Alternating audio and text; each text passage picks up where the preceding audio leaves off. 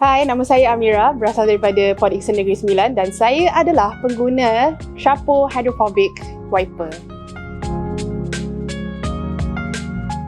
Saya jumpa dekat dalam I punya Instagram, dia keep on like macam ada ads tu dekat I punya feed, so I macam you know what, why not just like try since I punya wiper pun dah rosak.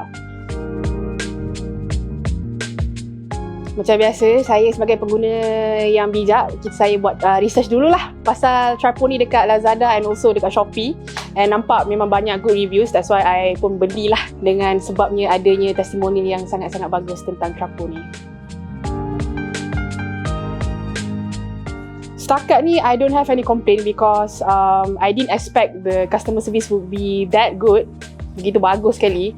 So dia macam, I thought dia macam kedai-kedai biasa, rupanya tidak. So dia memang like 5 star punya customer service lah, tip top. So no complaint at all. I rasa the best features is the coating itself because dia buat wiper, I punya windshield tu lagi jelas, tak ada like macam watermark tu. So that's like I think like the best part of the wiper sebenarnya. Tak payah nak pakai wiper banyak kali or nak kena lap pakai benda lain. Just the wiper itself pun dah cukup membantu dah.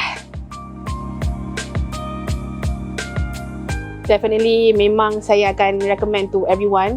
Sesiapa yang tak tahu pasal Trapo ni, I would definitely recommend Trapo untuk pakai wiper Trapo ni, try out dulu. Then you understand why I would recommend the wiper dekat orang.